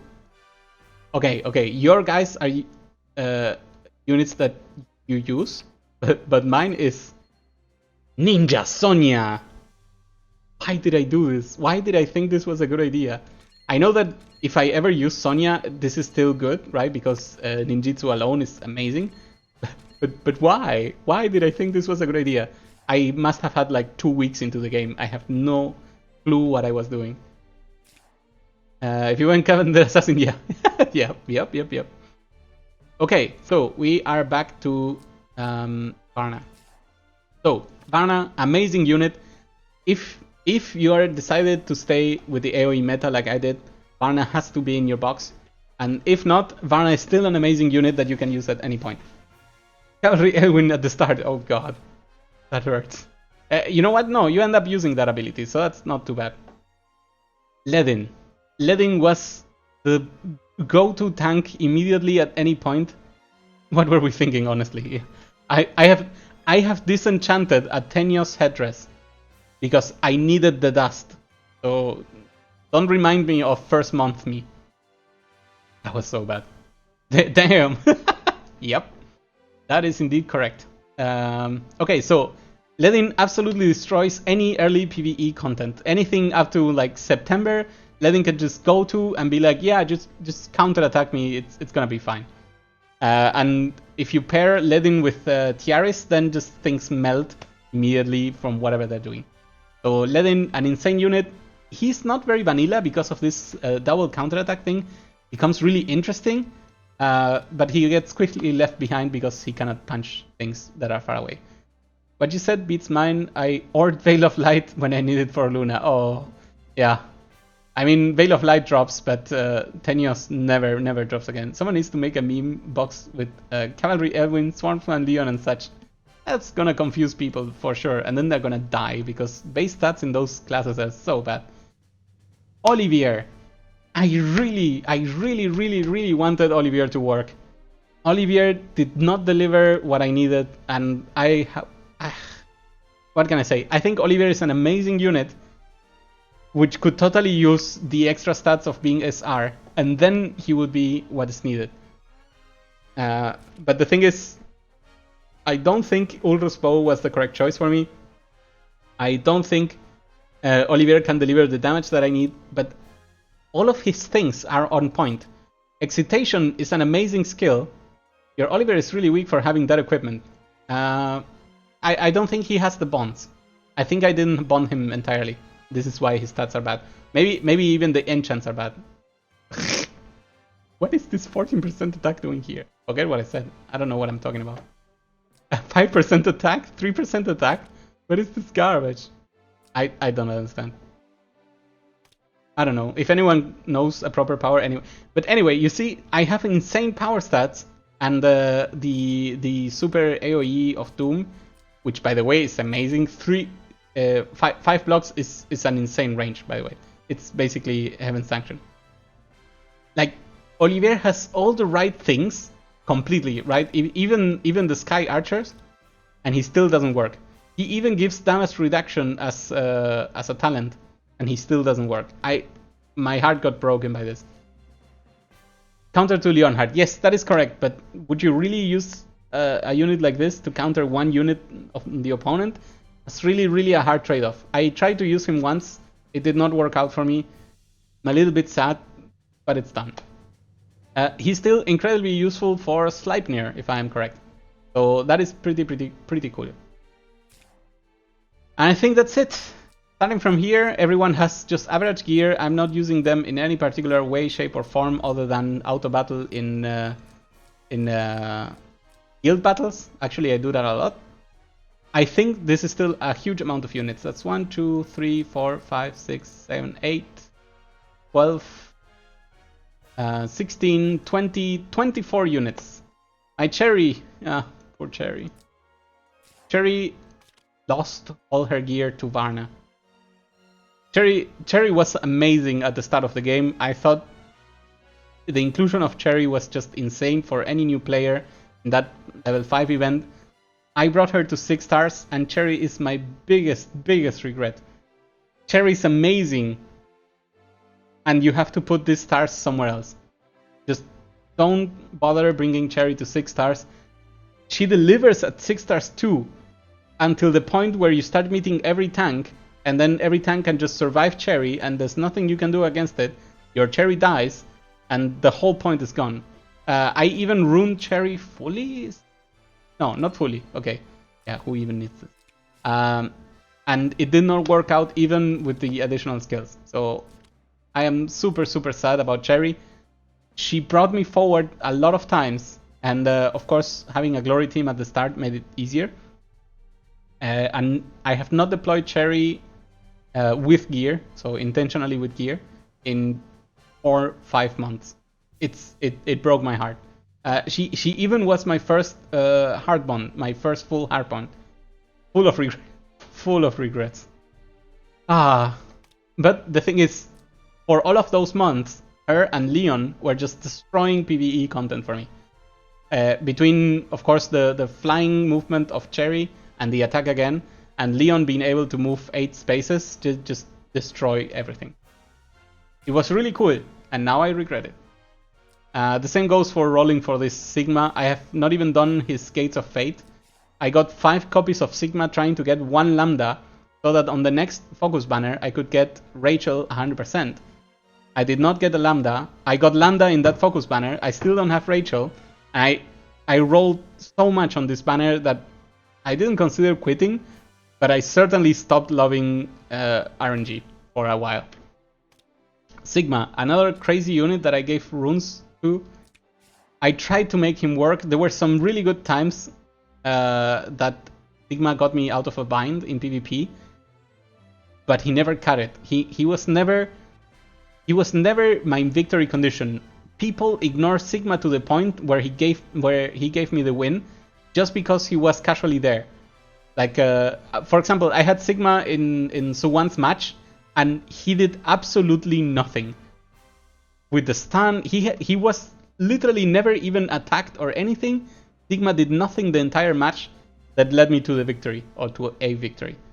So this is seriously my second regret. So this is investment, this is rolling tickets, both of them full regrets. What can I say? You have to make mistakes, you have to learn these things on your own. I kinda regret starring Julia to 4 stars because I don't think I'm gonna use her anyway. I don't know. There are some things that I wish I could take back and do better, do different. But we cannot. Sakura, maybe my final next investment. I've realized that many of the things Sakura does, I really enjoy doing. Specifically this one, she's basically leveling up as soon as she kills people, right? Because you get a stat increase of like 8% at max star. I think that's really fun. And then again, of course, the Shoryu whatever. It has a cool name. Hyakaryoran! There you go. It's just insane. Like, if you land this thing, the opponent doesn't immediately have an answer. Things can change in the future, don't worry. Yeah, that's also true. I'm not sad about my investments, but I regret them, right? It's correct to understand what a mistake was. I think it's important to notice these things so that you can try not to repeat them in the future. Then again, I just rolled for another rate up banner and got punished again, so it seems like I don't really learn. I don't know, maybe it's a bit for the show. I hope people are enjoying my suffering a little bit. So, that is it for the heroes. That's 24 heroes we went through. Let's go over to the training. My god, my training sucks. Like, you would think rolling three times for Aniki mats and then farming the rest of things with burgers on Aniki would lead to better training. My training is just horrible. The only thing I'm kind of proud of is I managed to max out these 2 things. As a Meteor main, Sigma is a good hero. That is true. But in Apex, it never worked for me. So I'm very happy that you can use him. I am not able. Here's the crazy thing that I hate about Aniki mats. I have an insane amount of Aniki mats of the ones that I don't need. I know this is the same for everyone, right? Level 70 Aniki seems more generous. That is correct. That is really good. But the thing is, like, every fucking thing needs gloves. I have 0 gloves and 57 of the pretty sprays. The same goes, like, okay, I cannot show anymore. Almost all of these units require gloves. See? Gloves. I've been farming gloves for 20 years. I think it's more useful if I go here. What's the materials? Cards. Just straight up items, right? Okay, just look at this discrepancy. These drop gloves, these drop oils, these drop gloves, these drop gloves. Now, these two drop gloves. Do you notice the difference between what I have and what I don't have? I think this is partially bad design. I think this is not a good idea. I know it's meant for us to buy the Aniki packs, but it just makes me feel so bad because there's nothing I can pay that would balance out this discrepancy. And 0 of the gloves. I have 0 gloves, right? You have 50 pants, but you don't have any oils or straps. I need those 2 materials for 3 units. I'm leveling up. I dislike the way they did this. I think it's meant for us to go on a treadmill for years. And you know what? I accepted it as such, right? I roll for whatever I need at the moment, and then I just let it go. Because if you go crazy on this is also another reason why I love my AoE Apex Arena team, because then the soldiers are just there to take hits. Just gotta pray that new events give SSR mats. Yes, Pepsi user. I even informed them that that was an amazing choice in the one event where they gave SSR mats and then they never repeated it. That was amazing. So anyway, everyone here has every core training to 14, right? You can count on that. And then on this one, I went further on and I got a little bit of higher numbers, which is pretty good. Okay. Wow, I think that's kind of it. That was a really long thing. I hope everyone was entertained by this. I feel like I've been talking for... I actually have been talking for 2 hours. Yes, that was correct. Regarding the game, I have completed every single thing in the story. I have these 4 events. Yeah, these 4 events that I just didn't touch because of lack of interest, maybe. Time Rift, I have completed up to here with every single feat and achievement and hidden treasure. I still have to do 2 more levels here, and then I have to clean up starting from here, which is like gates 8, 9, 10, and 11 is coming out tomorrow, so that... How is my rank on beckoning? That's a good question. Let's go to beckoning. That's not... Beckoning has been an A+ at Nidhogg, an S at Fenrir. I think everyone gets Fenrir on S. A Sleipnir was terrible, like a B. I only tried it once because I could not find the time for Sleipnir, and then it sucked, and I regretted this one so much. I think I got an A+ at Jormungandr and an A+ at Hugin and Munin. So because all of these attempts were completely blind, like I didn't look at any strategy, I think I will do better this week because I'm gonna look at strategies to do them. But I still think I really got good results. I'm kind of happy with them. So I also ended up in the top 100, you know, because basically our server is so devoid of people that I'm actually like rank 54, which puts you at top 100, which puts you at very good rewards. So I was really happy about that. You have only done Fenrir and Dragon. So Nidhogg and Fenrir. Okay, then very much good luck. So the way I feel about the game and the way the future is looking for me is I still enjoy playing the game. I still play PvP gladly, actually. I have a plan of who do I want to improve. I see into the future what's coming. I think I'm capable of taking in all the PvE content. You really dislike Sleipnir. Me too. I think the battle is severely overtuned, and that's kind of boring because it's just numbers, right? You're not failing on like a condition. You cannot outsmart it too much. You can actually trick the AI on phase 2 a little bit. That's fine, but the rest is just whatever. The positioning is awkward. Everything is silly about that boss. I don't really like it. But anyway, looking into the future, new features are coming, new challenges are coming. I think I still enjoy the game purely as it is. I don't need to go out of my way to do things that I dislike. Like, for example, I'm not progressing in the Time Rift in Elite. Whatever. I can do that another thing. There's another level increase coming tomorrow, which means things are gonna get easier. They were not easy enough before. I think the game is staying solid. I know from spendings that every other server, like Japanese server, Korean server, and the Chinese server, all make more money than us in global. And that's fine. You know what? We are supporting the game the way we do, which is why they also lowered the amount and the cost of the VIP things, because apparently global users are more prone to buying the VIP things, so they lower the price a little bit to include a lot of people. I think that's a great opportunity for people who want to help, which is cool. I think in the future we'll be focusing more on units that keep the AoE theme, because I just enjoy that too much and I don't want to change how I do things. I will be including my Sakura eventually. I will see if I include my Bernie. I have no idea who I will remove. The chances are Luna and Zerida. Good chances of single target people being removed before I remove Landuse, for example, who still can be used at certain points. I don't know, maybe, I'm not sure. And the content in the game keeps being entertaining enough and paced enough that I don't feel a complete burnout, and I don't feel like I'm falling behind at any point. I have completed every challenge, I have completed every Yeah, well, challenge was the word actually. I have completed every fight, like all the 70 fights, all the Eternal Temple fights.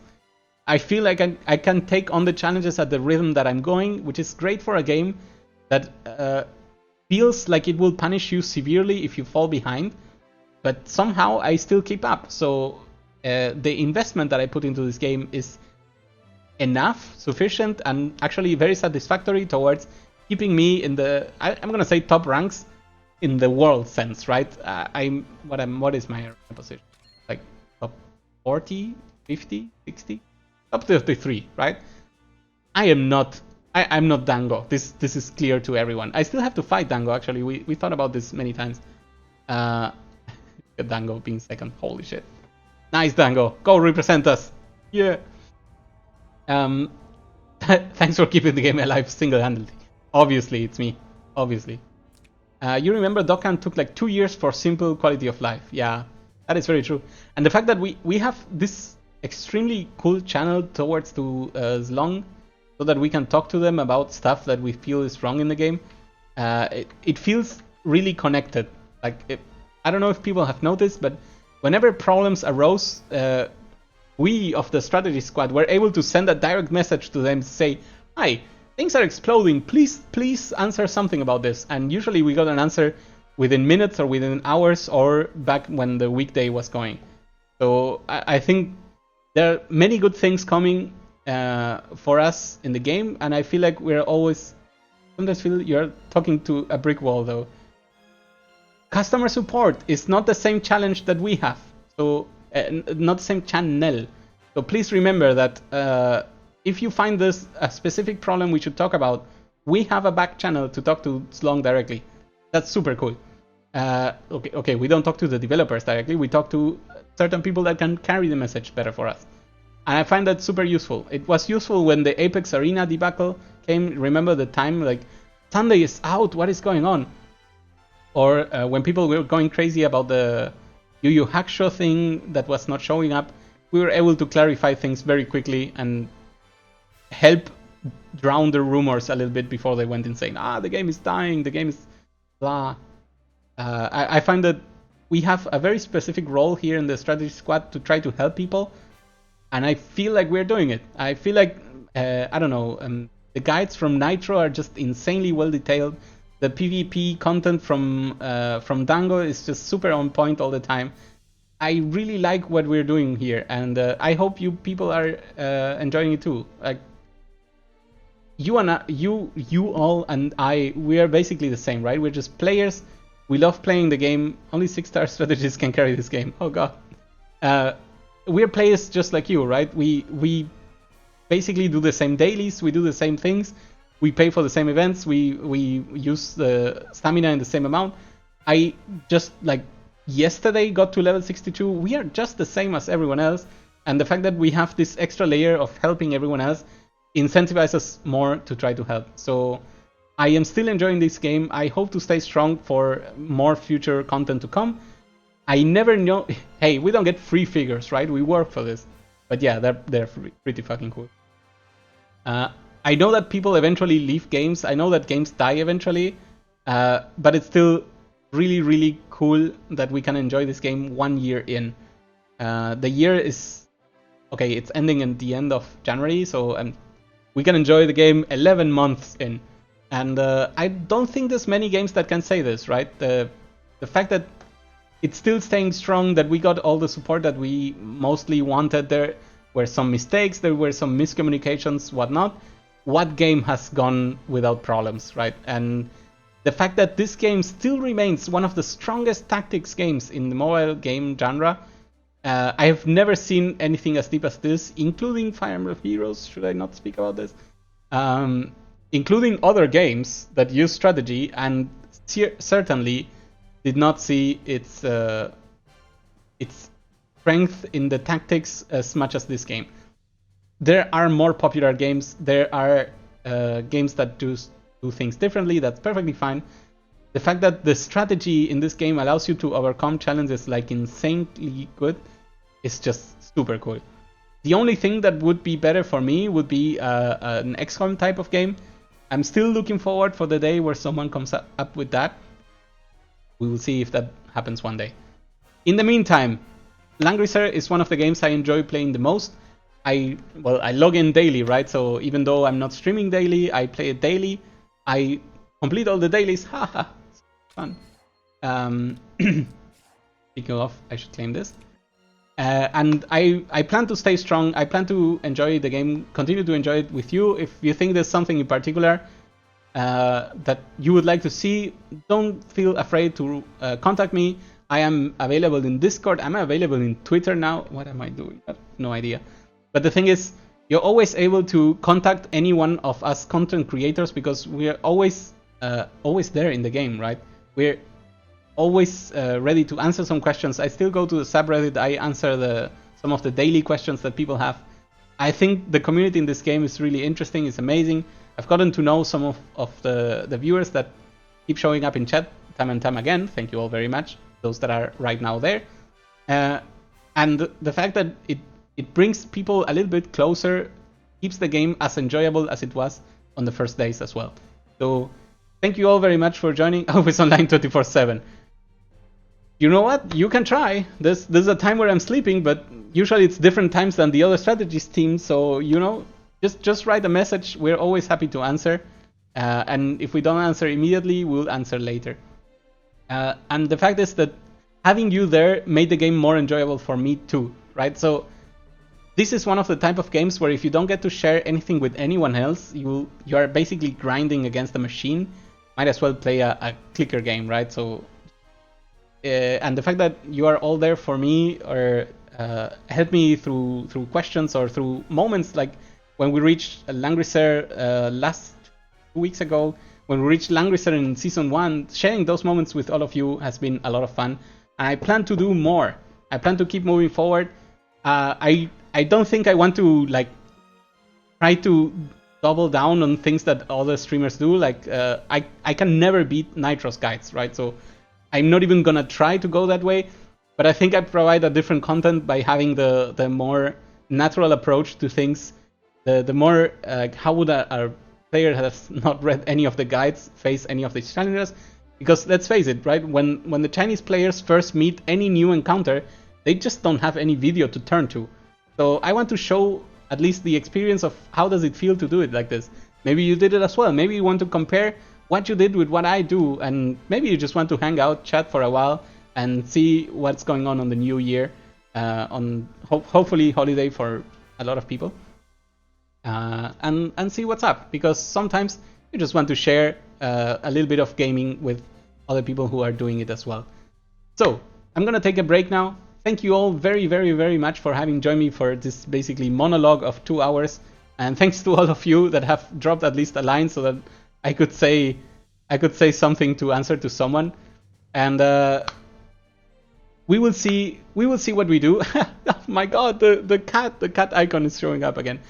We will see what we do in the future. I'm pretty sure I'm gonna do some Apex in the weekend. I'm pretty sure I'm gonna try to do some Sleipnir stream. I don't know if I will make it, but I will certainly try. And if anyone else still wants to see more Langrisser, please join Panoliero's stream that's opening right now after mine, and enjoy the game, enjoy the new year. And you know what? Give it a roll, give it some spin to your stones or to your tickets or to your crystals. Maybe you get lucky, I did not. But most importantly, just enjoy the time that you're spending. Thank you all very much and see you next time.